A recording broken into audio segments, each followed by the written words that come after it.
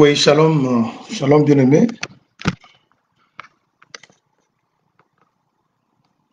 Euh, que Dieu vous bénisse de partout où vous êtes. Nous sommes là pour pouvoir réaliser notre promesse de l'autre fois. Vous savez que on s'était dit que nous allons commencer un enseignement sur le livre de l'Apocalypse.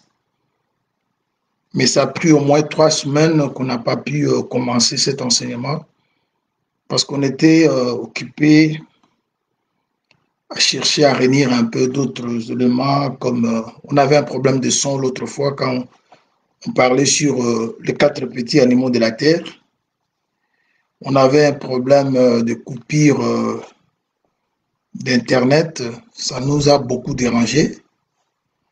Alors, c'est ainsi que nous étions dit de pouvoir réunir, chercher à réparer ou à voir comment améliorer un peu la qualité de son et puis voir un peu comment améliorer la qualité de notre image. Je ne sais pas si vous m'entendez là très bien ou si vous avez le son est bon, parce qu'aujourd'hui nous allons pouvoir introduire quelque chose sur le livre d'Apocalypse, afin que au courant de la semaine, nous allons revenir pour pouvoir continuer avec notre développement, parce que c'est un livre trop prophétique. Ça semble être un peu compliqué, mais nous avons dit l'autre fois que par contre un livre trop simple, parce que pour le comprendre, on doit faire l'utilisation des autres livres comme Genèse et tous les autres pour pouvoir bien comprendre toutes les prophéties que le frère Jean nous a écrites dans le livre d'Apocalypse. Alors aujourd'hui, nous allons parler que sur une écriture. Je crois que ça doit être chapitre 1, verset 1er. Mais avant de tout commencer, j'aimerais recommander ces services, cet enseignement que nous allons pouvoir commencer aujourd'hui, afin que le Seigneur nous assiste tout le long de notre enseignement, qu'il nous donne la bonne santé et qu'il vous assiste aussi de pouvoir suivre cet enseignement dans de bonnes conditions. Je sais qu'on est en train d'être un peu déconfiné petit à petit. Les activités vont revenir à la normale et nous allons voir comment nous allons pouvoir nous organiser, parce que nous ne serons pas enseigner tous les jours comme on l'a fait l'autre fois, parce qu'en ce moment-là, vous étiez confinés, vous étiez à la maison, et maintenant là que les activités ont repris, et nous allons pouvoir voir, créer un peu de temps pour que les choses semblent peuvent être équilibrées. Voilà, je vais recommander ces services afin que le bon Dieu nous vienne en aide. Seigneur Dieu, nous te sommes très infiniment reconnaissants. Toi, l'Esprit créateur, toi, le maître des temps de l'univers, nous te sommes reconnaissants pour ce matin. Tu as permis à ce que nous qui sommes tes enfants puissions, Seigneur Jésus, nous lever et nous retrouver en bonne santé, de pouvoir nous asseoir, Seigneur, autour de ta table pour que tu nous donnes à manger.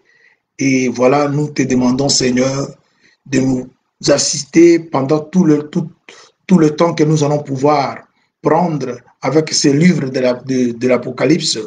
Nous voulons, Seigneur, que le Saint-Esprit qui a inspiré ceux qui ont écrit ces livres puisse, Seigneur, nous assister aussi afin de pouvoir parler de ta part. Parce qu'il est écrit aucune prophétie de l'Écriture pourrait être l'objet d'une interprétation particulière, car c'est poussé par l'Esprit que les hommes ont parlé de la part de Dieu. Et voilà, nous nous recommandons entre tes mains comme des vases simples, comme des serviteurs inutiles. Et nous te demandons, Seigneur, de te servir de nous, afin que ton peuple saisisse ta pensée, afin que ton peuple comprenne, Seigneur Jésus, oh Yahweh, ce que tu as voulu pour leur salut. Nous mettons hors d'état de nuire toute puissance des ténèbres.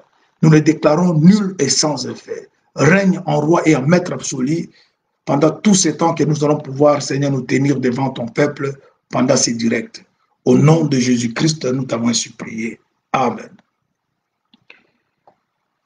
Voilà, je crois, le livre d'Apocalypse, c'est un livre qui est le dernier livre dans la Bible. Comme j'ai toujours dit, la Bible, c'est comme une lettre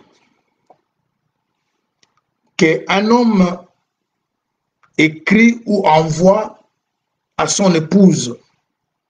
Et vous savez que quand vous rédigez une lettre, il y a ce qu'on appelle l'introduction, il y a le développement et enfin il y a la conclusion.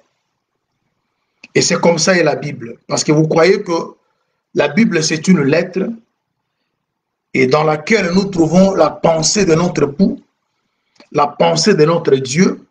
Et voilà, quand vous allez maintenant commencer à la lire à partir du premier livre qui est Genèse jusqu'à l'Apocalypse, et l'ensemble de tous ces livres-là nous donne maintenant l'idée complète de ce que Dieu veut pour nous et c'est ce que Dieu veut que nous fassions pour lui.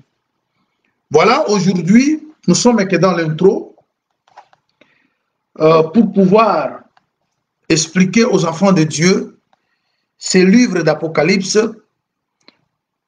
dans tous les chapitres, parce que nous allons expliquer tous les chapitres, tous les versets, un après l'autre. Mais il y a une chose que vous allez pouvoir comprendre. Pour que vous ayez une compréhension facile par rapport à ces livres, il y a des grandes lignes, il y a des éléments importants que vous allez d'abord comprendre afin de pouvoir avoir plutôt la connaissance exacte de ce qui est caché dans ces livres. Alors, en cela, qu'est-ce que je vais dire? Vous allez remarquer que ces livres, si vous voulez les comprendre, il y a d'abord les 7 sceaux,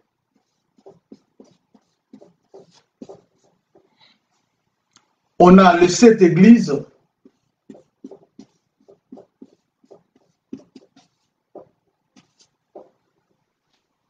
on a les 7 anges, les 7 anges sont repris 2 fois. Il y a les anges pour les églises, il y a aussi les anges comme ceux qui vont sonner de la trompette. C'est pour cela que j'ai écrit 7 anges 2 fois. Nous avons les 7 trompettes.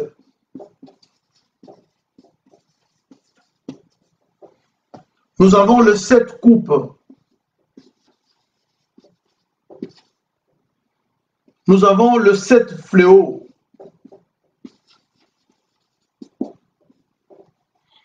Ce sont là les 6 points importants que vous allez trouver dans ces livres d'Apocalypse. C'est-à-dire, vous allez trouver 7 sceaux, vous allez trouver 7 églises, 7 anges 2 fois, comme j'ai dit. Vous allez trouver les 7 trompettes, les 7 coupes, les 7 fléaux. Alors, il y a aussi une chose, il y a éternité qui doit être expliquée. Il y a aussi le temps.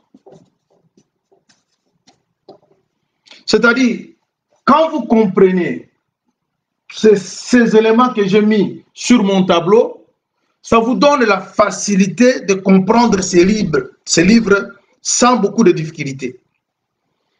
Il suffit simplement que vous ayez une lumière sur les 7 sceaux, sur les 7 églises, sur les anges des églises, sur les trompettes, le coupe, le fléau, et c'est ce qui compose ou ce qui constitue le livre de l'Apocalypse. Alors, vous allez comprendre que on a éternité et temps. Ce que je suis en train de dire aujourd'hui, c'est vraiment capital.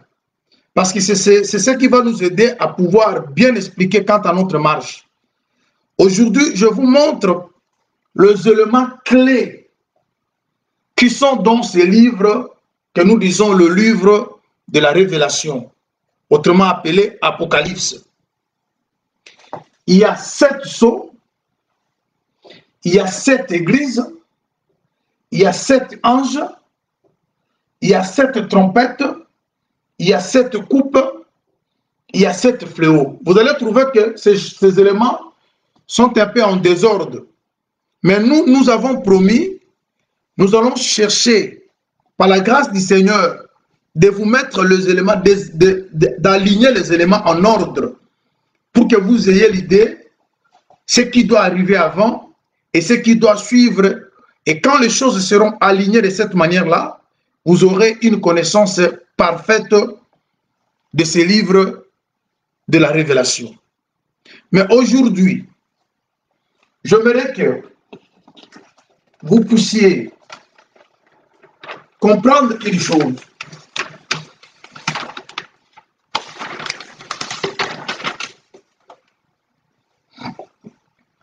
Parce que c'est le chemin que je suis en train de faire quelque part, mais ce n'est pas encore prêt. Mais je vais essayer un peu de le mettre ici pour que vous ayez l'idée. Qu'est-ce qu'on a? On a éternité.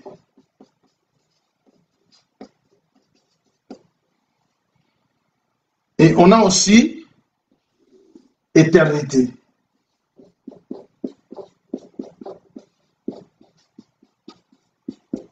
C'est-à-dire, pour aussi comprendre l'enseignement qui est dans le livre d'Apocalypse, il faut maîtriser ces 2 choses. Il y a l'éternité passée, il y a l'éternité future.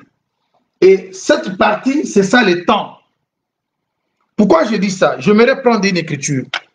Parce qu'aujourd'hui, nous allons que parler sur, nous allons qu'expliquer le verset 1er, chapitre 1, verset 1.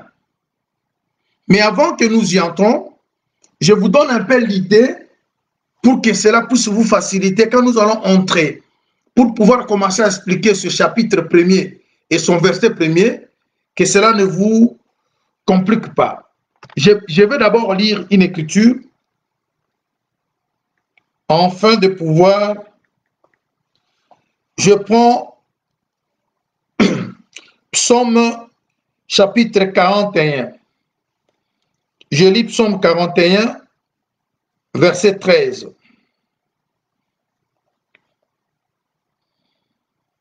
Psaume 41, je lis le verset 13. En tout cas, si le son n'est pas bon, faites-moi signe. Si l'image n'est pas bonne aussi, faites-moi signe. Comme on est encore au début de pouvoir fixer toutes ces choses-là, parce qu'on aura besoin d'un bon son et d'avoir aussi une bonne image pour que les choses que nous sommes en train de dire, nous aurons beaucoup de chemins que nous allons pouvoir tracer, des tableaux que nous allons pouvoir vous présenter. Alors, il faut que l'image soit une bonne image pour que vous puissiez voir bien à partir de votre maison. Alors, nous lisons Psaume chapitre 41, le verset 13.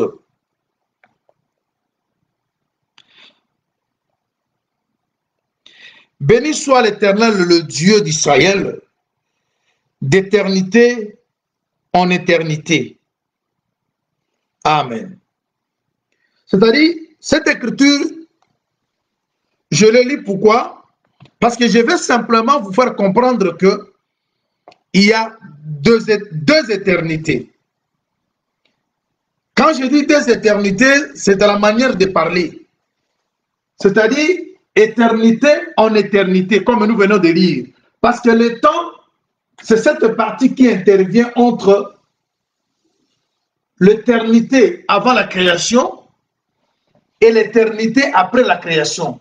C'est pour cela que vous allez remarquer que quand vous lisez le livre de Genèse, c'est-à-dire vous verrez comment la création sort de l'éternité pour entrer dans le temps. Ça, c'est le temps. Ça, c'est le temps. Mais ça, c'est l'éternité. Ça, c'est l'éternité. C'est-à-dire, l'éternité, c'est quoi? C'est là où on n'a pas un commencement, on n'a non plus une fin. Maintenant, le temps, c'est là où vous trouvez un commencement et vous trouvez aussi une fin. Alors, qu'est-ce que nous remarquons? Nous remarquons que notre Dieu, il a d'abord été éternel avant de devenir Dieu. Ce sont des choses que nous allons pouvoir expliquer. Éternel, c'est lorsqu'il était seul, avant de tout créer. Il devient Dieu quand il a créé ceux qui pouvaient l'adorer.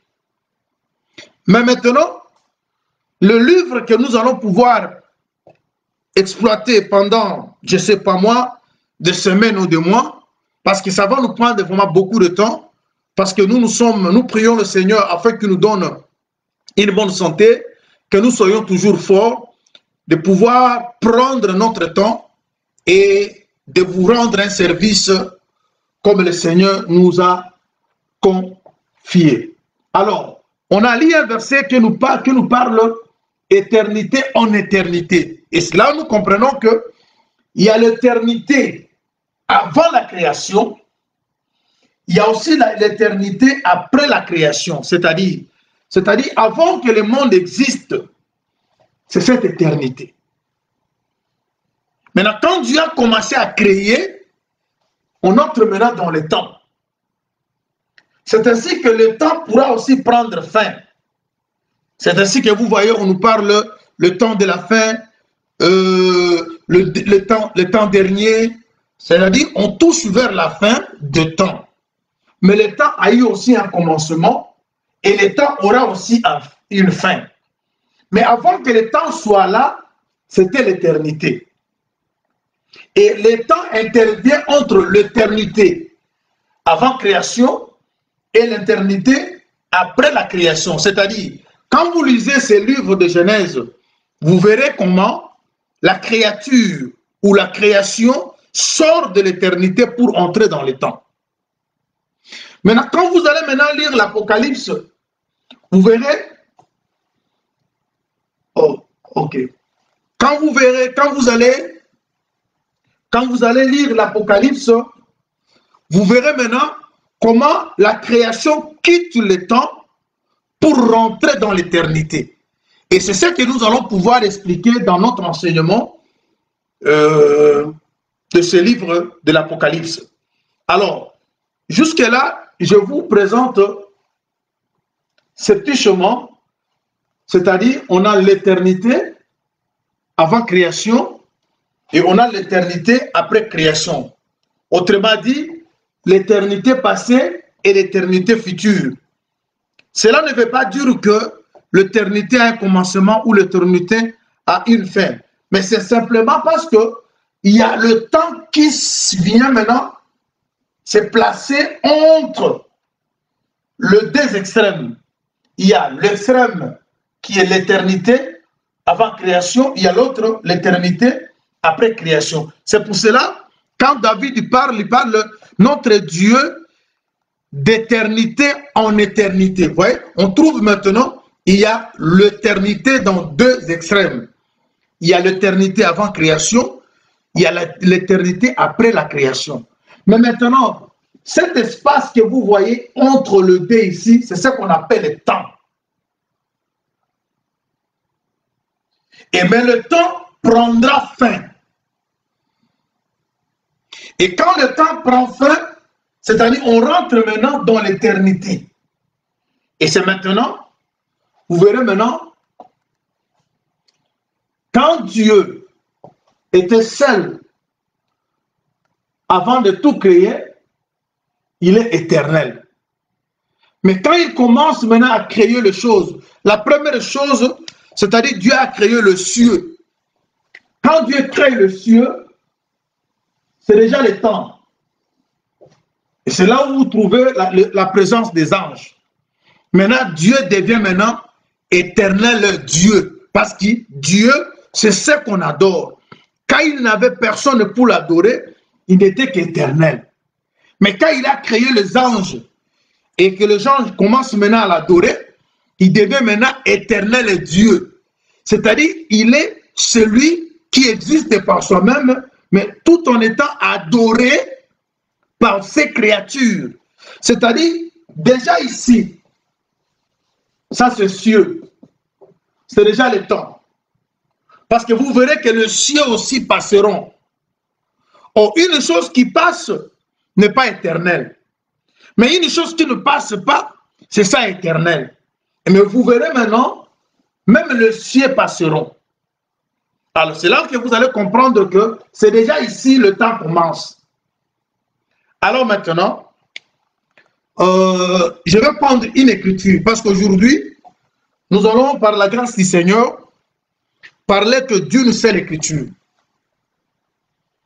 Mais avant que nous lisions l'écriture en question, qui est Apocalypse chapitre 1, verset 1, j'aimerais d'abord lire une écriture dans le livre des Colossiens. Je crois que cette écriture, elle est bien connue, dans le verset 16, Colossiens 1, 16, là où nous parle que c'est Jésus qui a créé le trône de domination, les dignités, ainsi de suite. Or, Dieu, il ne peut pas exister sans trône.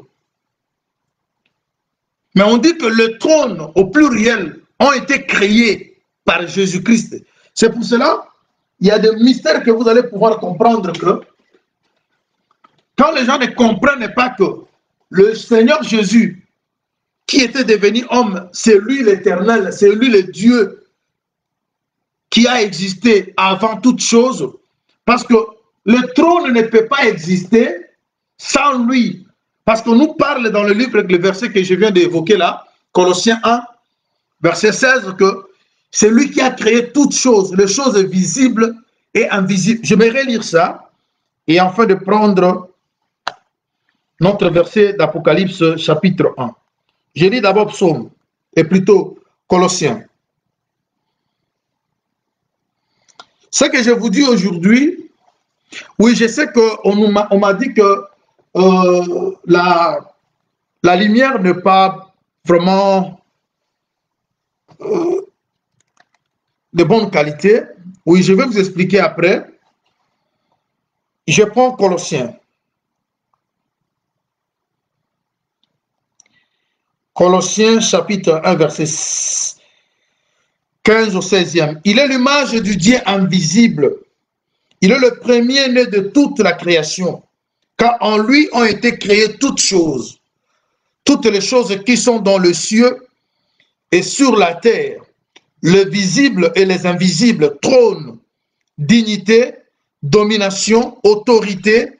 Tout a été créé par lui et pour lui. Il est avant toute chose subsiste en lui. Vous voyez? Ici, on nous parle de Jésus. On nous parle de Jésus comme créateur de choses visibles et invisibles. Et quand nous parlons sur des choses invisibles, nous voyons les anges, nous voyons les esprits, parce que les esprits sont invisibles. Mais on nous parle que toutes les choses ont été créées par lui. Et on précise, on dit que même les choses invisibles et les choses visibles, toutes ont été créées par lui. On ajoute aussi, on dit que trône, dignité, domination, c'est-à-dire pour que quelqu'un domine, cette capacité-là de dominer, qui l'a créé, c'est le Seigneur. Pour qu'il y ait un trône, parce que quand vous dominez, quand vous régnez, c'est-à-dire vous avez un trône. Mais ce trône-là, qui l'a créé, c'est Jésus.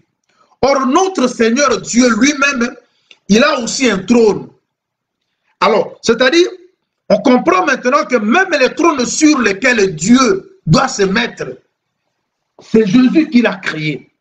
Et c'est là où nous comprenons que Jésus-Christ, il est celui qui a été et qui est et qui sera. Alors maintenant, comme je vous fais voir, je dis les choses importantes, les éléments capitaux que vous pouvez retenir dans ces livres de l'Apocalypse, il y en a 6. Je dis les 7 sceaux, les 7 églises, les 7 anges, les 7 trompettes, les 7 coupes et les 7 fléaux. Ce sont ceux-là qui constituent ces livres de la Révélation ou le livre de l'Apocalypse. Et vous verrez maintenant comment nous allons les aligner pour que vous ayez une connaissance exacte. Maintenant, j'ai ajouté une chose. J'ai dit ceci. Dans ces livres de l'Apocalypse, nous allons trouver aussi 2 choses. En dehors des 6 éléments que je viens d'énumérer, il y a aussi 2 choses importantes que vous devez aussi maîtriser. L'éternité et le temps. J'ai dit l'éternité, on a l'éternité avant création, il y a l'éternité aussi après la création. Et maintenant, nous trouvons entre les 2 éternités, nous trouvons ce qu'on appelle le temps. Le temps commence quand? Le temps commence depuis le moment où Dieu a commencé à créer, à réaliser. Même les cieux font partie du temps. Mais une chose est que le temps a un commencement et le temps aussi a une fin. C'est pour cela, quand vous lisez, vous verrez, on vous parle dans la Bible, le temps de la fin, le dernier jour, tout ça. C'est pour nous parler que le temps, parce que quand vous allez parler du temps, vous allez trouver l'heure, jour, tout ça font partie du temps. C'est ce que nous allons pouvoir aussi expliquer. Et ça, c'est le temps. Et le temps a commencé par la création de cieux. Quand Dieu a créé le cieux, c'est là-bas qu'il a aussi créé les anges. Parce que vous verrez aussi que dans les Écritures, dans la marche que nous allons effectuer, même les cieux passeront. Les cieux seront roulés, afin qu'il y ait de nouveaux cieux. Alors, quand une chose passe, ça explique que la chose n'est pas éternelle. La chose fait partie du temps. Quand une terre passe, pour que la nouvelle vienne, on comprend que cette terre fait partie du temps. Mais une chose qui ne passe pas, c'est ce qui est éternel. C'est pour cela que vous allez comprendre que dans cet enseignement, nous allons aussi exploiter éternité et nous allons aussi exploiter temps. Il y a des prophéties qui vont s'accomplir dans le temps. Il y a des prophéties qui vont s'accomplir dans l'éternité. Vous voyez? C'est pour cela maintenant, nous allons maintenant prendre ces 6 éléments que nous allons citer là. 7 sceaux, 7 églises, 7 anges, 7 trompettes, 7 fléaux, 7 coupes, les mettre maintenant dans les temps, afin que vous compreniez maintenant qu'est-ce que Dieu voulait dire de tout ça. Là, je crois me faire comprendre. Alors, nous allons maintenant lire une écriture, parce qu'aujourd'hui, nous allons parler que sur une seule écriture. Parce que nous allons toucher toutes les écritures de ces livres. Mais aujourd'hui, pour vous faire goûter ce que nous allons pouvoir parler au cours de notre enseignement, je vais vous amener à lire une écriture avec moi. Nous prenons Apocalypse chapitre 1er. Nous lisons le premier verset. Rien que le premier verset, c'est là où nous allons pouvoir expliquer une pensée qui nous fera goûter. Regardez maintenant. Je lis chapitre 1, verset 1. Révélation de Jésus-Christ que Dieu lui a donné pour montrer à ses serviteurs les choses qui doivent arriver bientôt et qu'il a fait connaître par l'envoi de son ange à son serviteur Jean. Très bien. Le verset premier nous résume un peu tout ce que nous allons trouver dans le livre de l'Apocalypse. On dit quoi? On dit la révélation de Jésus-Christ que Dieu lui a donné pour montrer à ses serviteurs les choses qui doivent arriver bientôt et qu'il a fait connaître par l'envoi de son ange à son serviteur Jean. C'est-à-dire, nous avons la révélation.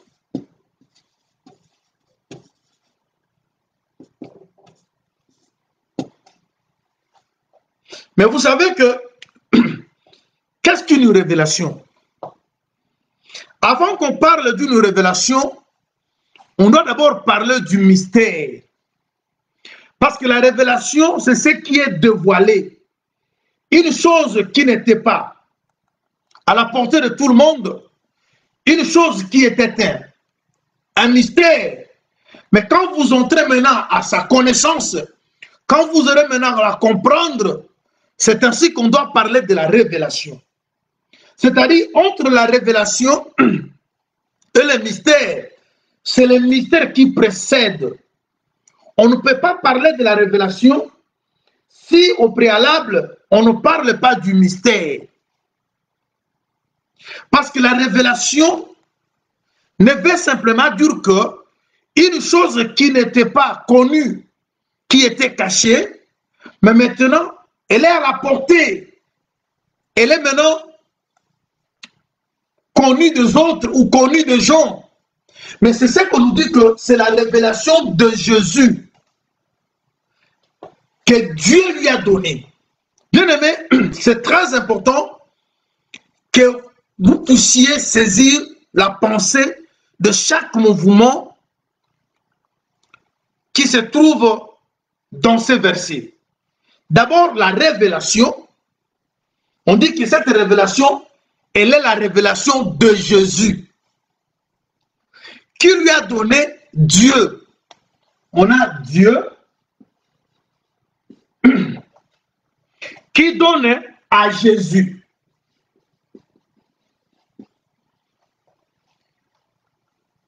Il donne à Jésus la révélation pour que Jésus fasse connaître à ses serviteurs, c'est-à-dire le serviteur de Jésus, doivent aussi connaître les choses qui doivent arriver bientôt, mais pour que cette connaissance leur parvienne,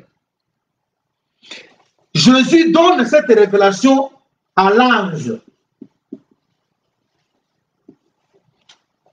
Et l'ange, à son tour, donne à Jean, qui est l'un des serviteurs de Jésus.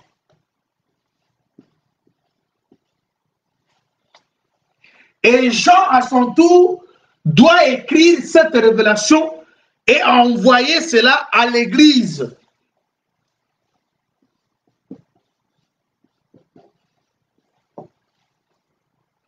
Vous voyez? La révélation de Jésus que Dieu lui a donnée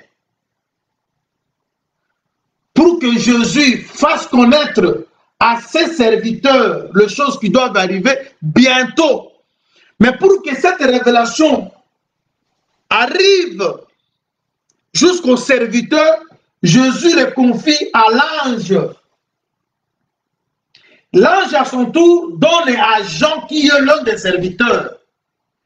Et Jean, maintenant, doit écrire, il doit envoyer cela aux églises.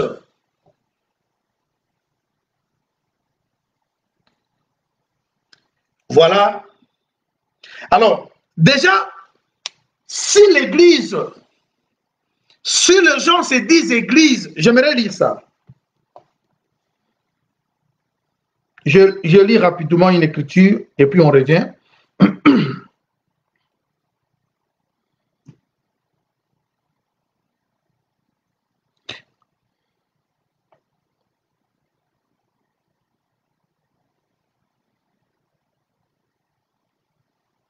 Je suis dans le verset chapitre 1.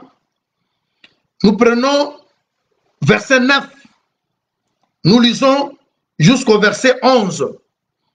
Ce verset que nous sommes en train de lire, c'est seulement pour nous aider à comprendre le verset premier. Mais jusque-là, notre verset, c'est le verset 1. Je lis le verset 9. Moi, Jean, votre frère, et qui est part avec vous à la tribulation et au royaume, et à la persévérance en Jésus.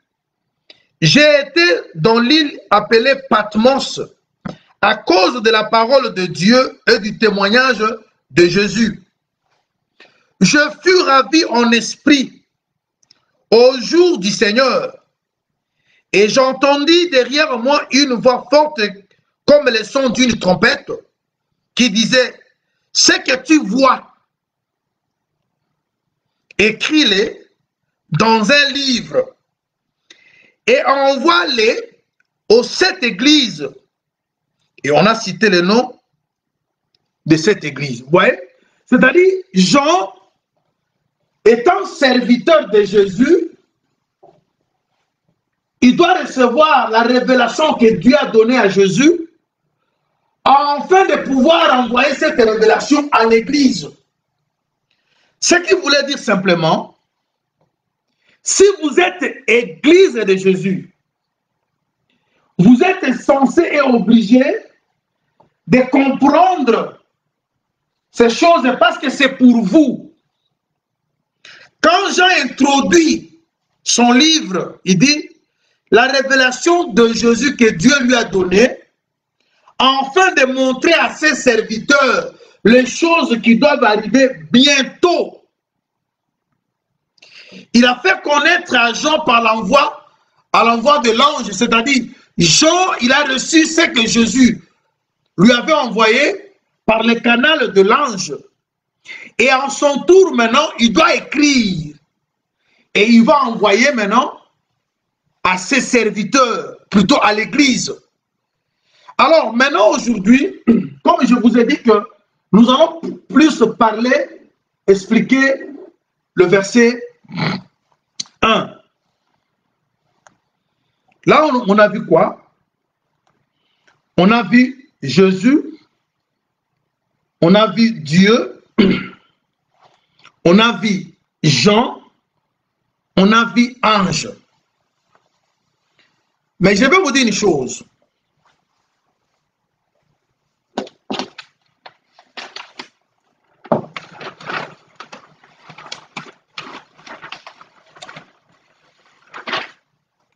Je vais vous dire une chose. Il y a ceci. Il y a Dieu, il y a Jésus,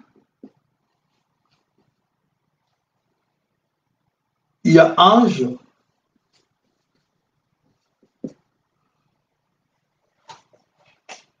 il y a Jean. Vous allez un peu supporter que nous lisons des Écritures, parce que quand nous avons parlé sur l'éternité et le ciel, on a dit que toutes choses, c'est Jésus qui les a créées. Mais comment Jésus, qui s'est présenté comme un fils, peut aussi être Dieu? Je vais prendre une écriture avec vous. Nous prenons Psaume Psaume chapitre 8. Psaume 8. Psaume 8, nous lisons le verset 5 au 7e. C'est vraiment important. On dit quoi? Qu'est-ce qu'est l'homme pour que tu t'en souviennes de lui? Et le Fils de l'homme pour que tu prennes garde à lui. Tu l'as fait de paix inférieure à Dieu. Et tu l'as couronné de gloire et de magnificence. Tu lui as donné la domination sur les œuvres de tes mains et tu as tout mis sous ses pieds. Cette écriture dit de beaucoup de choses. Depuis le jour où Jésus, qui est Dieu, il a accepté de porter un corps, devenir homme.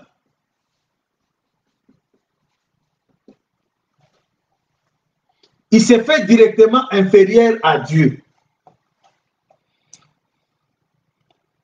C'est pour cela Jésus, il disait, mon Père est plus grand que moi. Parce que Dieu est esprit.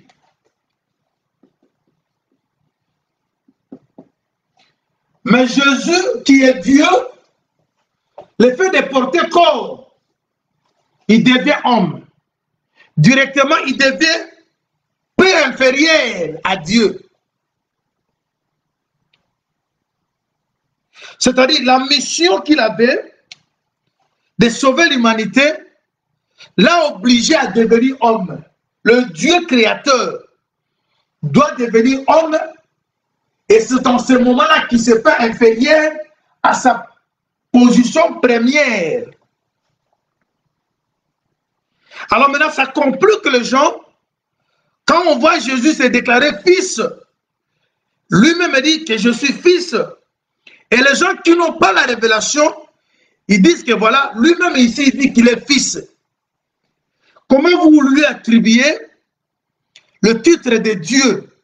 Mais c'était une manière de s'effacer. Parce qu'il a changé, il a fait un mouvement.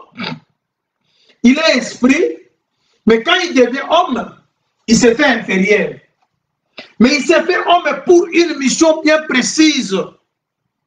Il s'est fait homme parce qu'il était occupé à poursuivre quelque chose. Et la chose à question, c'était le salut de l'humanité. Vous voyez? Maintenant, quand il devient homme, lui-même adore son titre premier. C'est-à-dire, il s'adore lui-même. Mais il s'adore parce qu'il a pris une forme inférieure à sa première position. Alors, regarde. Ici, nous voyons Psaume 8, verset 5 au 7e, fait de Jésus inférieur à Dieu. Mais cependant, il est lui-même Dieu. Mais il s'est fait inférieur parce qu'il entre dans le temps. Vous voyez? Parce que vous allez comprendre qu'il y a l'éternité et il y a le temps. Quand il entre dans le temps, il devient homme. C'est ça, Hébreux 10, 5. Il a dit, quand Christ entra dans le monde, il a dit, tu n'as créé ni holocauste ni offrande, mais tu m'as formé un corps. Et voici, je suis venu faire ta volonté. Vous voyez? C'est-à-dire, quand Christ entre dans le monde, ça veut dire qu'il entre dans le temps. Il quitte l'éternité, là où il était éternel, là où il était Dieu, là où il était esprit. Il entre maintenant dans le temps pour faire une volonté bien précise. Maintenant, il prend un corps. Et ce corps-là fait de lui inférieur à son trône. Alors, Cependant, les anges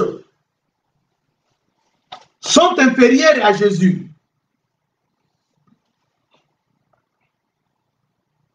Actuellement, ils sont inférieurs.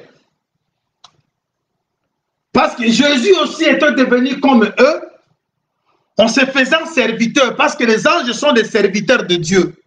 Maintenant, quand Jésus s'est fait serviteur, il est devenu égal à eux.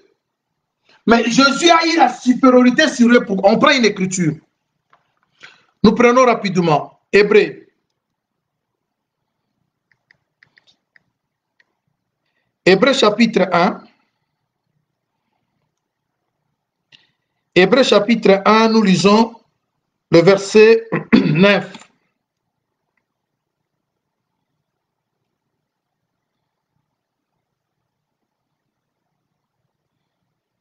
Hébreux 1, je lis rapidement.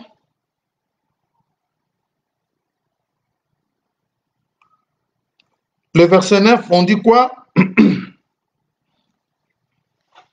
Je commence au verset 7.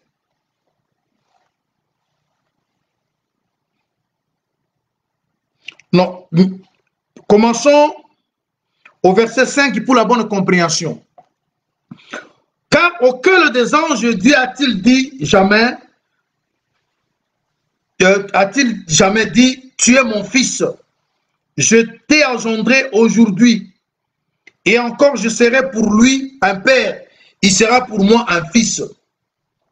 Lorsqu'il introduit de nouveau dans le monde, le premier-né, il dit que tous les anges l'adorent. De plus, il dit des anges, c'est lui qui fait de ses anges de vent et de ses serviteurs une flamme de feu. Mais il dit au Fils, ton trône, ô Dieu, est éternel. Le sceptre de ton règne est un sceptre d'équité. C'est-à-dire, quand le Fils entre dans le monde, son trône reste à lui seul. Il entre dans le monde comme un fils, mais on l'appelle Dieu. Et on dit que ton trône est un trône éternel. Vous comprenez? C'est-à-dire, le trône là, c'était le trône, son trône à lui. Il est Dieu, créateur, il est esprit, mais il entre dans le monde, mais le trône lui appartient toujours. C'est-à-dire, il est entré dans le monde, il a pris la forme d'un serviteur, c'est ainsi qu'il devait devenir égal aux anges. Mais regarde maintenant, on dit aux anges, vous devez l'adorer, bien qu'il est devenu serviteur comme vous, mais c'est lui qui vous a créé, c'est lui qui vous donne de mandat. On avance, on dit quoi? Ton trône était au verset 8, mais il dit au Fils, ton trône, ô Dieu, est éternel. Le sceptre de ton trône est un sceptre d'équité. Tu as aimé la justice, tu as haï l'iniquité. C'est pourquoi, ô Dieu, ton Dieu t'a oint d'une huile de joie au-dessus de tes égaux. C'est tellement profond. On dit que, comme tu as aimé la justice, tu as haï l'iniquité, on t'a oint d'une huile de joie au-dessus de tes égaux. C'est-à-dire, parce que vous savez, d'après ce chemin que je vous ai fait ici, ça c'est l'éternité où Jésus seul se retrouvait. Parce que quand vous lisez Psaume, Proverbe, on dit que moi la sagesse, j'ai été créé depuis l'éternité. Maintenant, ici vous ne voyez aucun ange. Mais les anges, on les retrouve ici aux cieux. Alors quand vous quittez l'éternité, vous allez traverser le ciel. Maintenant, c'est ainsi que quand Jésus quitte l'éternité, il entre aux cieux, il devient comme les anges. C'est ainsi que vous voyez que Jésus aussi, il est appelé ange. Parce qu'il s'est fait comme serviteur, parce que les anges sont des serviteurs. Les esprits au service de Dieu. Maintenant, Jésus, il est éternel. C'est lui le créateur. Son trône est là. Mais il vient faire une volonté sur la terre. Maintenant, il quitte l'éternité. La première place qu'il doit passer, c'est le ciel. Et c'est dans le ciel que vous trouvez les anges. Parce que les anges, ils sont ici aux cieux. Parce que les cieux déjà font partie du temps. Maintenant, quand il entre, maintenant, il devient égal aux anges. Mais on dit aux anges, vous devez l'adorer. C'est lui qui vous donne un mandat. Et on dit à Jésus, oh Dieu, ton trône est un trône éternel. C'est-à-dire, quand même bien il a quitté l'éternité, il devient comme les anges, il devient comme les hommes. Mais c'est un Dieu, le trône lui appartient. Et c'est un trône éternel. Maintenant, les anges croyaient être égaux à Jésus, mais on dit que non. Lui, il est supérieur à vous parce qu'il a reçu l'onction, une huile de joie au-dessus de ses égaux. C'est ainsi que vous voyez le schéma dont je vous ai parlé. Dieu donne à Jésus, Jésus donne aux anges. Les anges reçoivent les ordres de Jésus. Ils sont inférieurs, ils sont spirituels, ils sont esprits, mais ils ne peuvent pas égaler le Seigneur. Vous voyez comment le Seigneur dit que vous devez l'adorer. Parce que lui a reçu une onction, une huile de joie au-dessus de ses égaux. Je vous ai fait comprendre comment les anges étaient devenus les égaux de Jésus. C'est lorsque Jésus quitte le trône éternel. Il entre maintenant dans le temps. Pour arriver sur la terre, il doit d'abord traverser le ciel. Je crois Hébreu le dit. On dit que Jésus a traversé le ciel.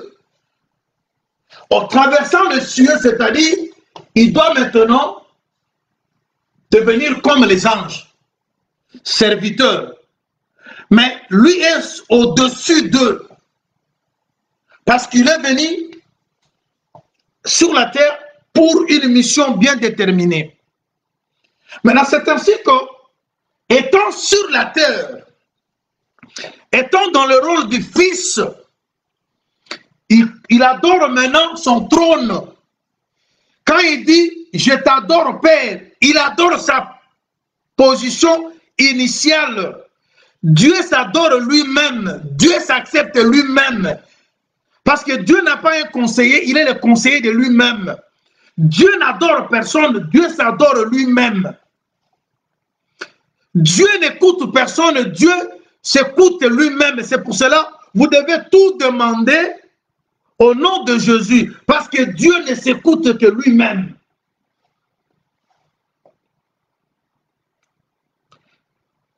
Alors regarde maintenant. Dans ce chemin que je viens de vous présenter,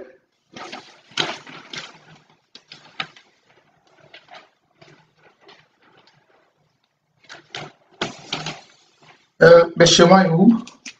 Oui, ce chemin, c'est vraiment important.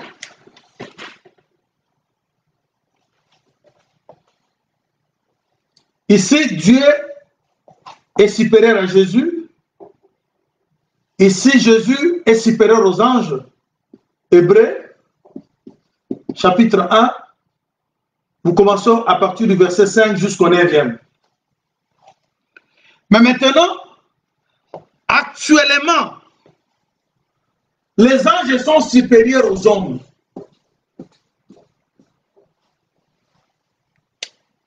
Vous voyez maintenant? J'aimerais que vous maîtrisiez un peu ces choses. Actuellement, les anges sont supérieurs à nous. Dieu est supérieur à Jésus, Jésus supérieur aux anges, les anges supérieurs aux hommes actuellement. C'est pour cela que la révélation, une seule révélation, doit passer. Dieu donne à Jésus, Jésus donne à l'ange, l'ange donne à Jean qui est un homme. Et ensuite, Jean donne à l'Église. Je dois donner une écriture vite pour confirmer ce que je suis en train de dire concernant les anges. Vous prenez Matthieu 18. Matthieu 18, vous lisez à partir du verset 10e. Matthieu 18, je lis le verset 10. Gardez-vous de mépriser un de ces petits, car je vous dis que leurs anges dans le cieux voient continuellement la face de mon Père qui est dans le cieux. Très bien. Vous voyez, ici l'Écriture nous dit que les anges qui sont aux cieux, ils voient continuellement la face de Dieu. Et c'est cette position-là qui place les anges à une position privilégiée par rapport à nous. Parce que maintenant, là, les anges sont spirituels, ils sont esprits, mais nous sommes physiques et nous avons la chair. Nous avons beaucoup de possibilités de pécher, d'être un peu éloignés de Dieu qu'aux anges. Ici, je ne parle pas des anges dessus. Les anges dessus sont déjà disqualifiés. Ici, je parle des anges qui sont restés fidèles, les anges élus. Comme 1 Timothée chapitre 5 le dit, il y a des anges élus. Et quand il y a des élus, il y a aussi de ceux qui n'étaient pas élus. Et ce sont ceux-là qui s'étaient rebellés. Ils sont maintenant mis en quarantaine. Alors les élus, les anges élus, ce sont eux qui voient la face de Dieu régulièrement, continuellement. Ils sont aux cieux. Et cependant, nous qui sommes sur la terre, nous voulons aller aux cieux. Et habite déjà le cieux. Vous voyez un peu ça.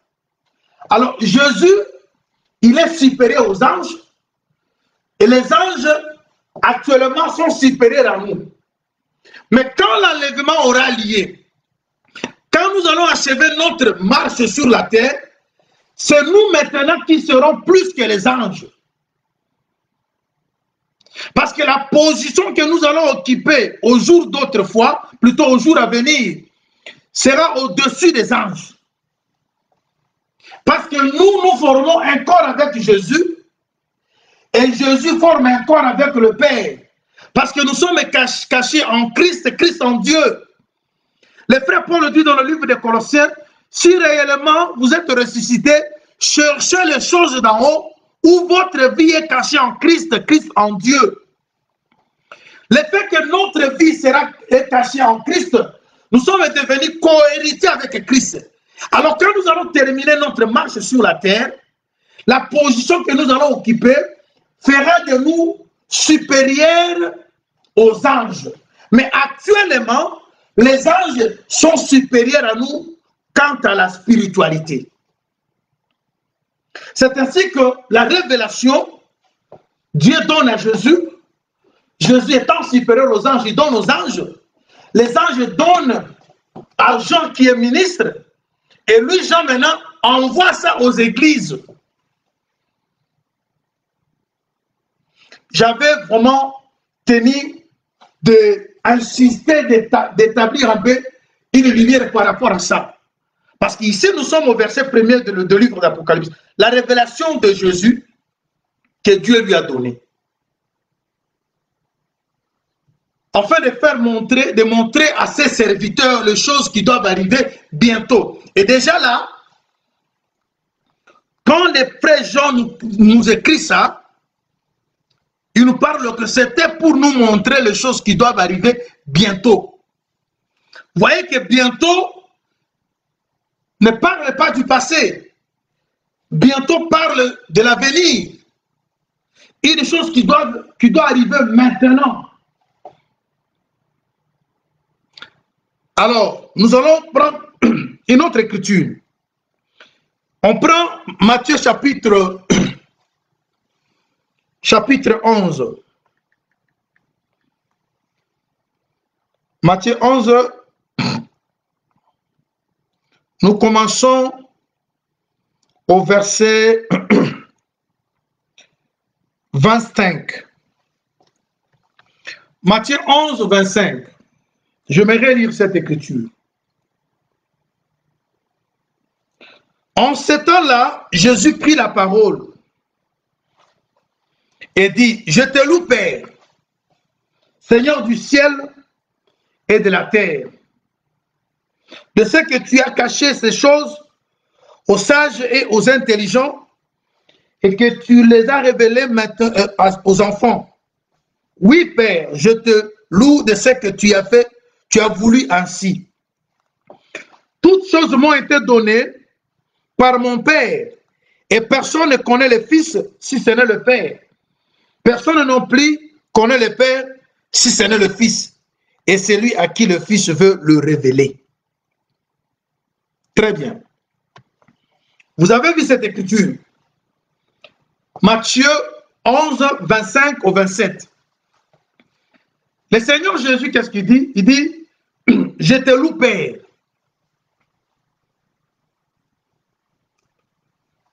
Là, Jésus, il est fils. Son Père, c'est Dieu. Vous voyez? Il dit, je te loue. Oh, louer, c'est adorer.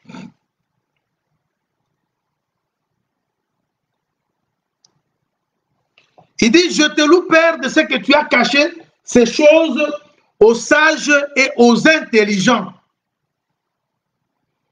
Mais de ce que tu les as révélés aux enfants. Il avance et dit, toutes choses m'ont été données par mon Père. Ici déjà, nous sommes dans Apocalypse 1. Caché, parce que quand les choses sont cachées, c'est là où on parle du mystère.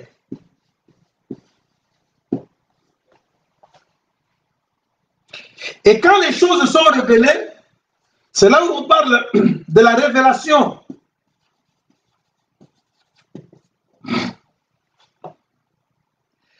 Jésus dit que tu as caché ces choses aux sages et aux intelligents.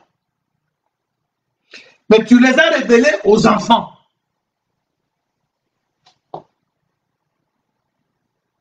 Oh, il faut maintenant chercher à comprendre quand est-ce que Dieu a commencé à cacher les choses. Parce que l'Apocalypse veut dire révélation. C'est ça l'Apocalypse. Révélation. Et le verset premier dit que la révélation de Jésus que Dieu lui a donnée. Et Jésus ici dans Matthieu 11, il dit que toutes choses m'ont été données par mon Père. C'est-à-dire quoi? Les enfants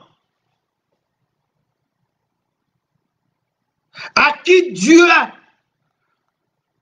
a donné connaissance aux choses, d'après Matthieu 11, ils ne peuvent pas avoir la connaissance sans qu'il y ait un médiateur au milieu.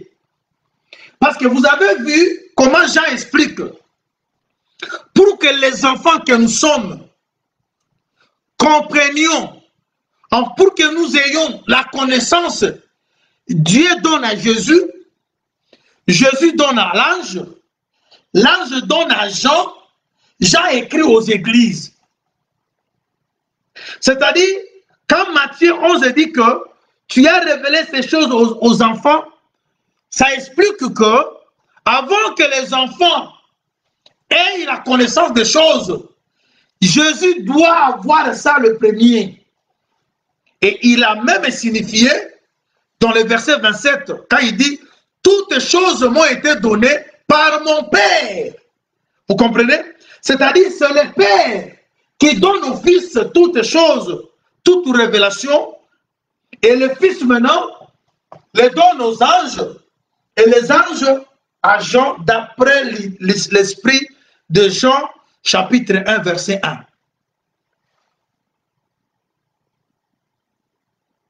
Alors, l'Apocalypse veut dire révélation. Alors, cette révélation, Dieu doit donner à Jésus. Mais la révélation, c'est quoi? La révélation, c'est lorsque vous aurez ou vous avez la connaissance de ce qui était au préalable un mystère. Et c'est ainsi que dans Jean 11, Jésus explique que tu as caché ces choses aux sages et aux intelligents, mais tu les as révélées aux enfants. Or, les enfants ne peuvent pas avoir la connaissance des choses si Jésus ne leur donne pas, parce que toutes choses ont été données à Jésus. Si vous lisez Proverbes chapitre 25, verset 2, qu'est-ce que ce verset nous dit? Le verset dit ceci: la gloire de Dieu, c'est de cacher les choses. La gloire de Dieu, c'est de cacher les choses. C'est-à-dire Dieu, il cache les choses. Mais la gloire des rois, c'est de sonder ce que Dieu a caché. Mais le roi qui doit sonder, c'est bien Jésus. Et vous allez remarquer que c'est pour cela que je vous avais promis, vous verrez ces livres d'Apocalypse, nous allons expliquer depuis Éden, depuis Genèse. Vous verrez ces livres en Éden. Parce que c'est là-bas aussi que Dieu a commencé à cacher les choses. Quand l'homme a vu l'arbre de vie, l'homme a voulu avancer la main. Qu'est-ce que Dieu a dit? Empêchons-les. Et Dieu prend maintenant le chérubin avec une épée flamboyante. Il le place devant le chemin qui conduisait vers l'arbre de vie. C'est-à-dire Dieu empêche, Dieu cache la vie. Vous voyez? Alors, je vais vous dire quelque chose. Jésus dit, je te loue, Père. Je te loue, Père, autrement, vous le dites, je te loue, Dieu. Qui est Dieu? Dieu, simplement, à la lumière des Écritures, si vous lisez, par exemple, 2 Thessaloniciens, chapitre 2, verset 4, vous verrez que Dieu, c'est tout ce qu'on adore. Alors, quand il était éternel, il n'y avait personne pour l'adorer. Mais quand il a commencé à créer, il devait maintenant Dieu. C'est pour cela que la Bible dit éternel est notre Dieu. C'est-à-dire, d'abord, il est éternel, ensuite, il devient Dieu parce qu'il a créé ce qui devait l'adorer.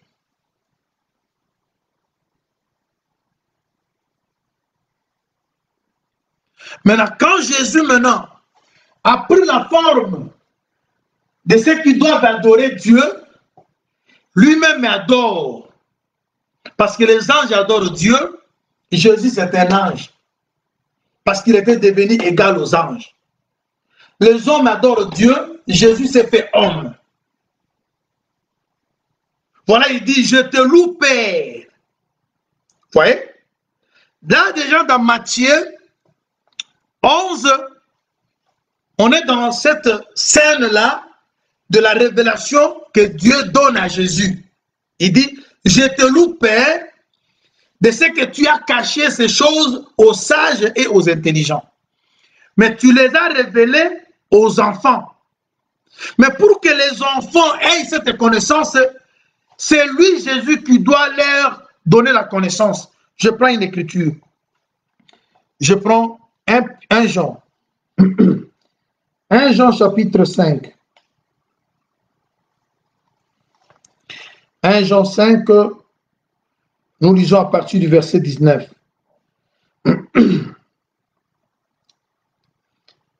1 Jean chapitre 5, le verset 19. Nous savons que nous sommes de Dieu et que le monde entier est sous la puissance du malin. Nous savons aussi que le Fils de Dieu est venu et qu'il nous a donné l'intelligence pour connaître les véritables. Et nous sommes dans le véritable en son Fils Jésus-Christ. C'est lui qui est le Dieu véritable et la vie éternelle. Petits enfants, gardez-vous des idoles. Vous voyez? Pour que nous ayons la connaissance du véritable, c'est à travers Jésus. C'est lui, le Fils de Dieu, qui est venu, nous a donné la connaissance de comprendre les choses. Parce que dans Matthieu 11, il dit, personne ne peut connaître le Père si ce n'est par le Fils. Et non plus personne ne peut connaître le Fils si ce n'est par le Père. C'est ainsi que vous avez vu dans Jean 14, on pouvait lui demander, montre-nous le Père, et cela nous suffit. On n'a pas demandé à n'importe qui de montrer aux gens le Père, si ce n'est qu'au Fils. Et il leur a dit, mais depuis longtemps que je suis avec vous. Vous voyez, on lui demande de leur montrer le Père, mais lui leur répond, depuis longtemps que je suis avec vous. Autrement, il voulait dire que c'est moi qui suis le Père. Je suis avec vous tous les jours, mais vous ne m'avez pas compris. Parce qu'il est Père, mais pour faire la mission, il prend la forme du Fils, mais le trône reste son trône. On a vu ça dans le livre des Hébreux, on l'appelle Dieu. C'est pour cela que vous avez vu, quand Ésaïe parle dans le chapitre 9, on dit qu'un enfant nous est né, un fils nous est donné, on l'appellera admirable conseiller, Père éternel. Il n'y a pas plusieurs Pères éternels. Le Père éternel, c'est celui qui a été depuis l'éternité. Parce que je vous ai montré, il y a l'éternité avant création, il y a l'éternité qui est après création, et il y a le temps qui intervient entre les deux éternités, passé et futur. Mais quand le temps prendra fin, l'éternité vont maintenant se mettre ensemble. C'est ainsi qu'on dit que notre Dieu, de l'éternité en éternité, c'est-à-dire on voit l'éternité avant création et l'éternité après création, et le temps qui intervient entre l'éternité, et c'est ce moment que nous vivons, depuis la création jusqu'à ce que Dieu mettra fin à cette création pour que nous puissions retourner à l'éternité. Alors maintenant, ce livre d'Apocalypse, on va l'expliquer entre les deux éternités, c'est-à-dire l'éternité avant la création et l'éternité après la création, là où Dieu a caché les choses. Vous voyez? Alors maintenant, vous avez vu maintenant que Dieu, sa gloire, c'est de cacher les choses. Il cache les choses comme un père, il révèle les choses comme un fils.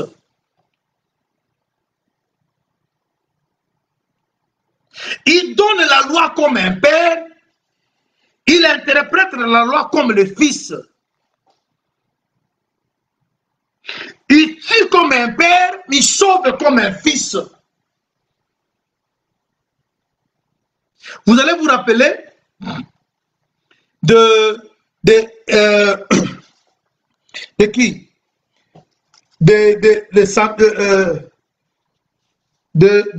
Jonathan. Le père qui donne l'ordre, il dit, personne ne mangera avant le soir. Et les gens ont respecté cette loi de ne pas manger.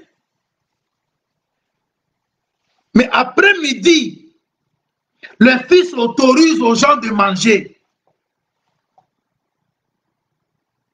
Et quand les gens ont mangé, les yeux s'ouvrirent. Le père a donné la loi de ne pas manger. Le fils est venu dire aux gens de manger. Et quand les gens ont mangé, ils ont mangé le miel, leurs yeux s'ouvrirent. Vous comprenez? C'est-à-dire, Dieu, quand il agit comme un père, c'est pour cacher. Mais quand il agit comme un fils, c'est pour révéler ce que lui-même a caché. C'est pour cela maintenant, il doit donner la révélation au fils. Ça, c'est un langage pour dire simplement qu'il change de mouvement. Il doit faire un mouvement. C'est comme Jésus. Regarde. Si vous lisez Luc, chapitre 13, si je m'abuse, avant que Jésus aille mourir, il entre dans la chambre haute. Il est assis avec ses disciples autour d'une table. Ils commencèrent à manger le pain. Lorsqu'ils ont fini, Jésus qui quitte celui qui était sur la table avec ses disciples, c'est le même qui descend, il va verser l'eau dans un bassin, il va ôter les habits qu'il avait, il va prendre un linge, il va mettre le linge sur la taille, sur la ceinture. Il lave le pied des disciples, et il finit, il remet les habits, il se place encore de nouveau sur la table. Vous voyez? C'est le même Dieu qui est sur son trône. Il quitte le trône pour un moment pour faire un service de lavement de pieds, au verser l'eau dans le bassin, c'est-à-dire ça explique qu'il vient jusqu'au parvis pour recevoir. Parce qu'en Israël, quand vous lavez le pied des gens, ça explique l'hospitalité. Vous recevez quelqu'un qui vient dans le rance. C'est pour cela, en Israël, quand on vous reçoit, on doit vous donner l'eau pour que vous laviez le pied. Et Jésus, pour nous recevoir dans sa maison, il doit descendre jusqu'au niveau du parvis, nous laver le pied. C'est pour dire qu'il nous a acceptés. Et après avoir nous accepté, il va remettre ses habits. C'est ce qu'il avait dit dans Jean 17. Donne-moi la gloire que j'avais auprès de toi. Vous voyez, il avait une gloire. Il a mis cette gloire à côté pour faire un service. Dès que le service finit, il doit reprendre maintenant sa gloire, sa position initiale du Père.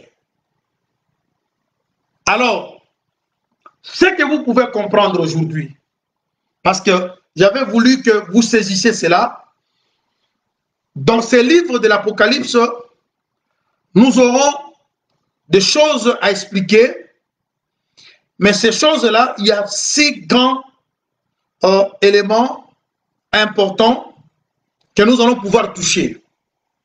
Et c'est ce qui constitue maintenant tout le livre de l'Apocalypse. J'ai dit les 7 sceaux, les 7 églises, les 7 anges, les 7 trompettes, les 7 fléaux et les 7 coupes. Et ce sont les 6 éléments-là qui font le livre de l'Apocalypse. Maintenant, je vous ai donné le premier verset pour vous faire comprendre qu'on aura affaire à une révélation que Dieu a voulu qu'elle soit donnée aux serviteurs de Jésus afin qu'ils sachent ce qui doit arriver bientôt. C'est important que le peuple de Dieu, c'est important que l'Église du Seigneur connaisse ces choses qui doivent arriver bientôt. Et ces choses restent un mystère pour les autres gens, mais pour nous qui sommes enfants, Dieu nous a révélé ça. Je crois, on a lu une écriture dans le livre de Matthieu, là où Jésus disait, je te loue, Père, de ce que tu as caché ces choses aux sages et aux intelligents, mais tu les as révélées aux petits-enfants. Vous voyez, c'est nous maintenant qui avons cette révélation. Et voilà, maintenant, on a compris aussi une chose. On dit que Dieu, sa gloire, c'est de cacher les choses. Mais les choses que Dieu cache, quelles sont-elles? Les choses représentent quoi? Je vais lire deux écritures, puis nous allons pouvoir mettre une virgule afin qu'on revienne au courant de la semaine. J'aimerais que vous preniez Jean plutôt chapitre 16. À partir du verset 14 au 13e. Je lis cette écriture rapidement.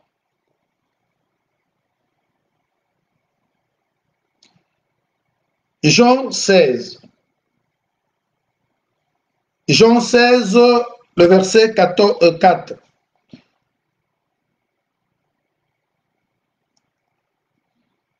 Voilà ce que disent les Écritures.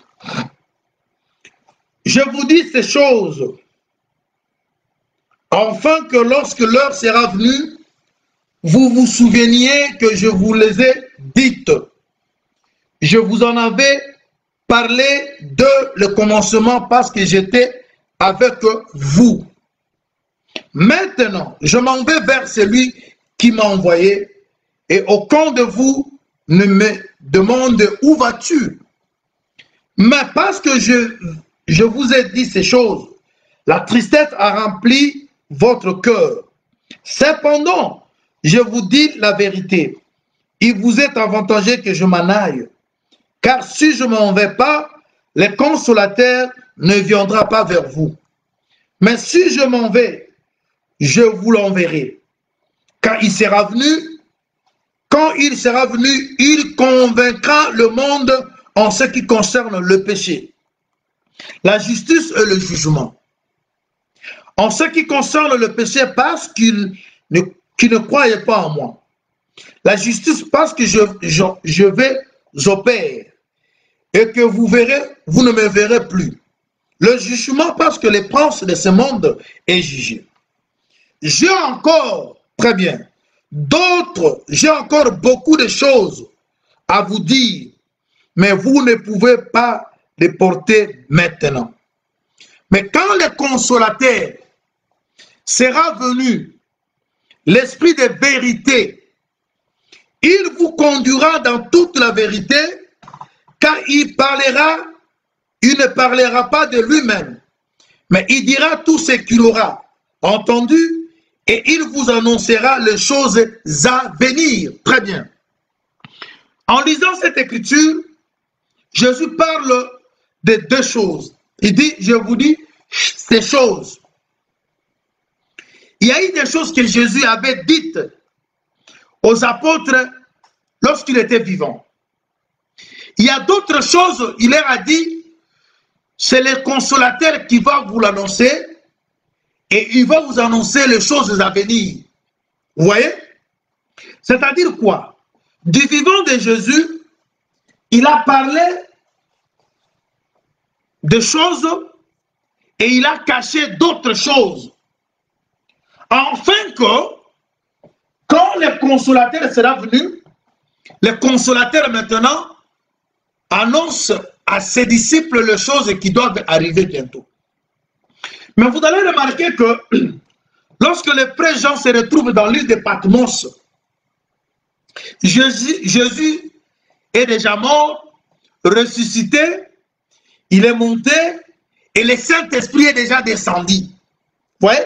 C'est-à-dire la révélation que Jean recevait dans l'île de Patmos, ça fait partie de cette promesse de Jean 16, que j'ai encore d'autres choses, mais maintenant vous ne saurez pas les porter. Mais quand l'Esprit sera venu, et c'est celui-là qui va vous révéler les choses, il prendra ces choses-là de moi. Vous voyez? C'est-à-dire le Saint-Esprit ne pourra prendre que les choses de Jésus, parce que la révélation a été donnée à Jésus. Toutes les choses, selon Matthieu 11, ont été données à Jésus. Et quand le Saint-Esprit est venu, il ne pouvait que prendre de Jésus, parce que c'est lui qui a toutes choses. Rappelez-vous, quand j'ai enseigné sur les 4 petits animaux, quand je vous ai expliqué le lieu très saint, je vous ai parlé de l'arche qui représentait le Père. Et je vous ai parlé aussi du vase qui était à l'intérieur de l'arche. Et vous avez vu que tout ce que l'arche pouvait contenir se retrouvait dans le vase. C'est le vase qui avait la verge d'Aaron, c'est le vase qui avait le tablette de commandement, c'est le vase qui avait la manne cachée. Et le vase était dans le Père, dans l'arche, c'est-à-dire depuis le ciel. Parce que le troisième, le lieu très saint, parlait aussi du ciel. C'est là où toutes choses ont été données à Jésus. Jésus, c'est le vase. Parce que quand Jésus est venu sur la terre, il était comme un vase de terre pour faire la purification de ce qui était le preux, le pécheur, vous voyez. Mais depuis toujours, quand il était dans l'arche, le vase était le vase d'or. On parlait d'or, parlait de la gloire qu'avait Jésus dans le lieu élevé. Vous voyez? Maintenant, en venant dans le monde, il avait tout avec lui. Mais là, il a dit quelque chose, il a gardé quelque autre chose en promettant aux disciples que l'Esprit, lorsqu'il sera venu, il va prendre de moi. C'est pour cela que vous verrez que la révélation de Jésus que Dieu lui a donnée. Autrement dit, toutes les choses ont été données à Jésus. Celui qui veut parler de la part de Dieu, il doit aller puiser de Jésus. C'est pour cela, c'est au nom de Jésus, le miracle se font. C'est pour cela, c'est au nom de Jésus que nous avons la vérité. C'est aussi qu'au nom de Jésus qu'on a toutes choses. Vous voyez? Alors vous allez maintenant comprendre que dans la marche, je veux m'arrêter. Qu'est-ce que vous allez remarquer? Quand vous allez maintenant lire Apocalypse 5, on vous parle d'un livre.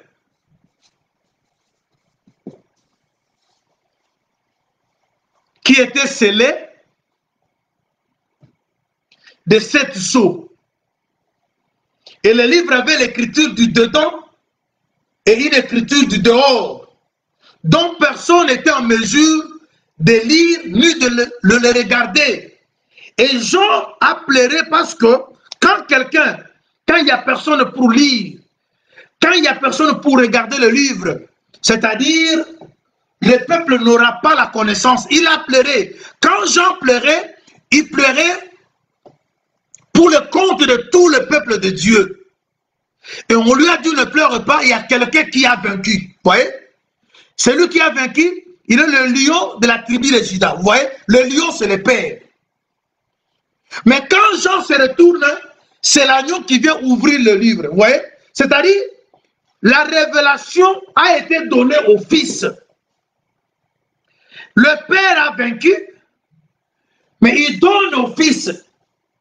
Vous allez comprendre que le Père qui a vaincu n'est que Jésus, parce que Jésus, en venant dans le monde, Ésaïe il dit que, Ésaïe 9 plutôt, il dit, on va l'appeler Père éternel. Il est venu comme un fils nous est né, plutôt un enfant nous est né, un fils nous est donné, on va l'appeler ce fils-là qui est né.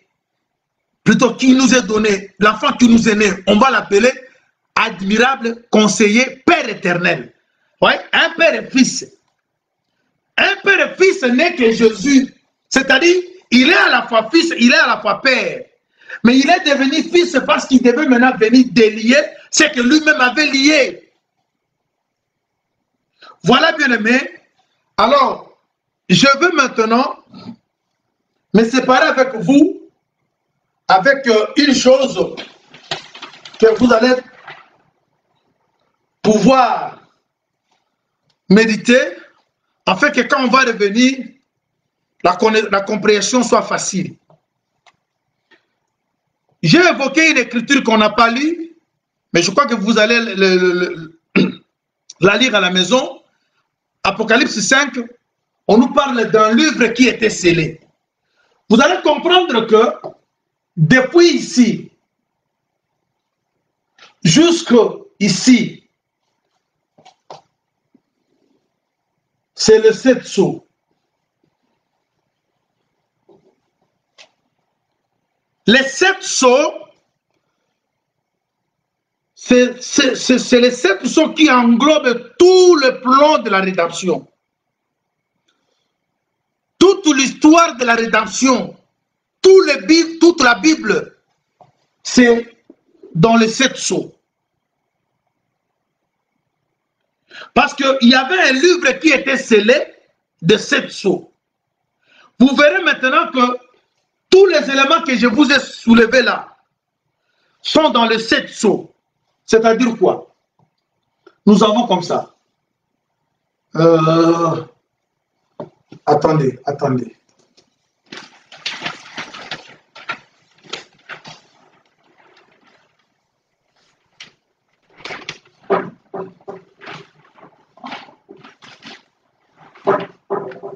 Nous avons ceci.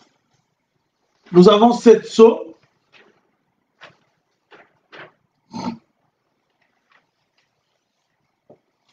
qui réunissent tous les éléments possibles en est. Dans les 7 sceaux, vous aurez parlé, vous allez trouver les 7 églises dans les 7 sceaux.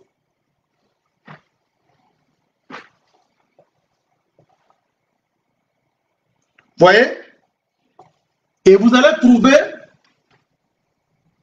les 7 trompettes.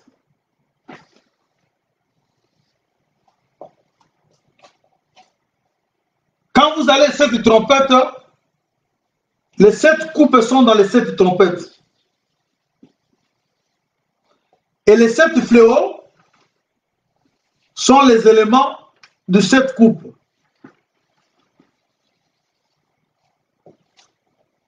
C'est-à-dire parce que lorsque les trompettes seront sonnées, au son de chaque trompette, il y a une coupe qui va être renversée.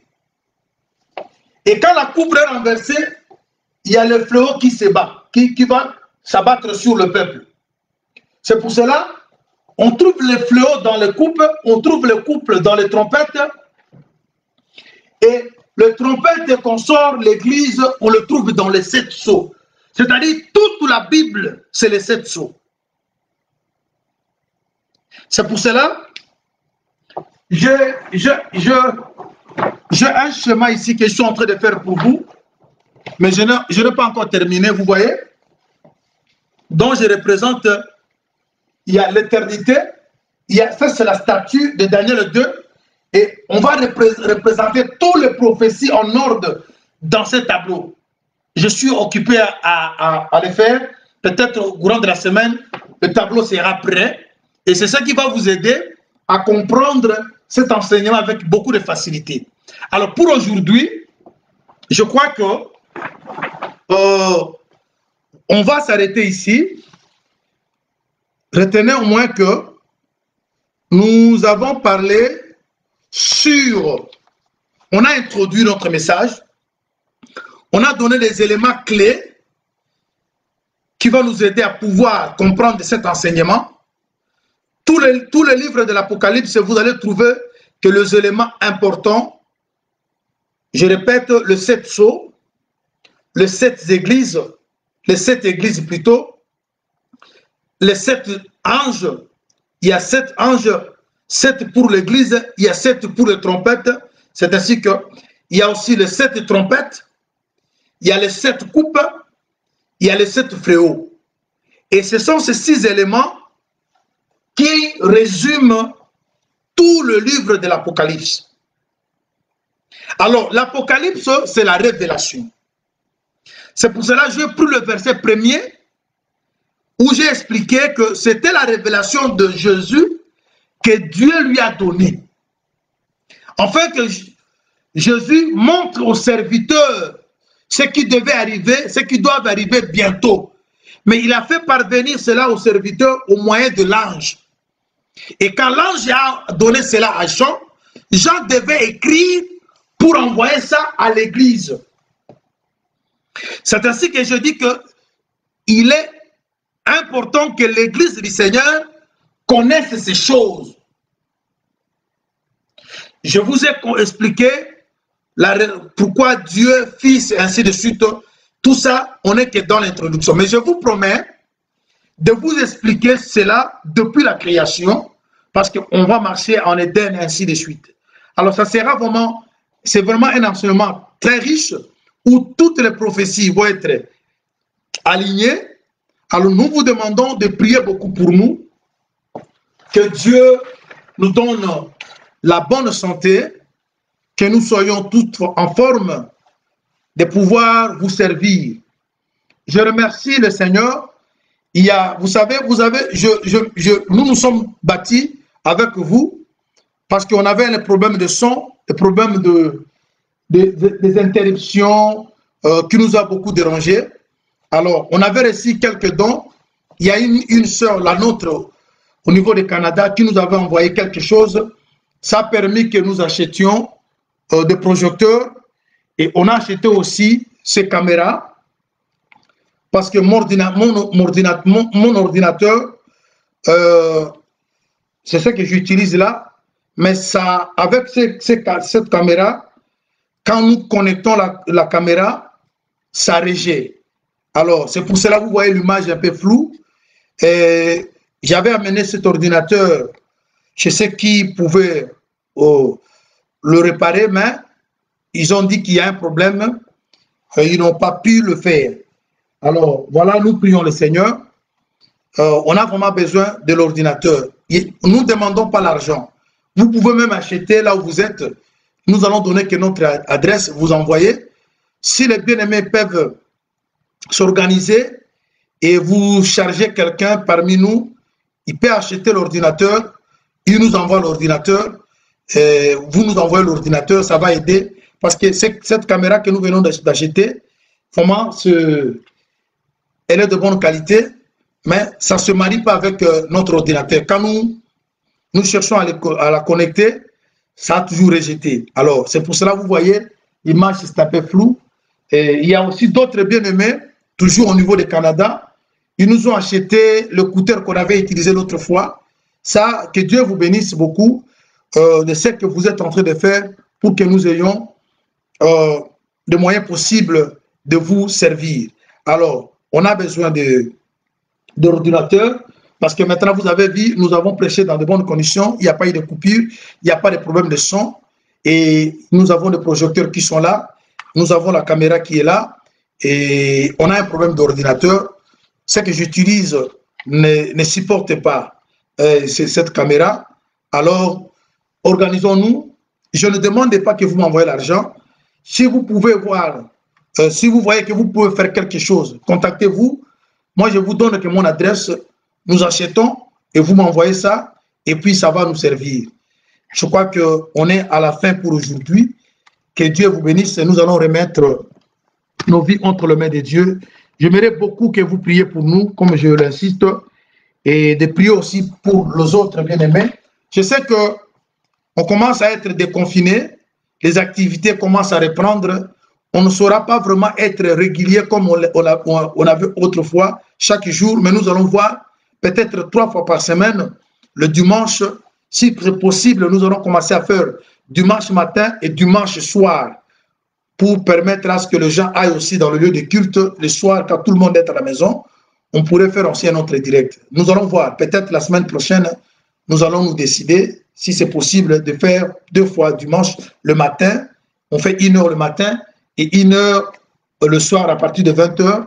Et nous allons chercher 2 jours au courant de la semaine et pour pouvoir accélérer parce que ça va nous prendre beaucoup de temps parce qu'il y a aussi beaucoup à dire par rapport à ça. Vraiment, on est à la fin.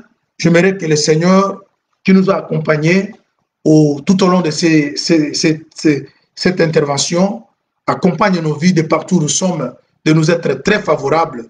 Je veux que le Seigneur vous soit favorable, qu'il bénisse vos foyers, qu'il bénisse vos activités, qu'il protège votre foi, qu'il vous assiste en toutes choses.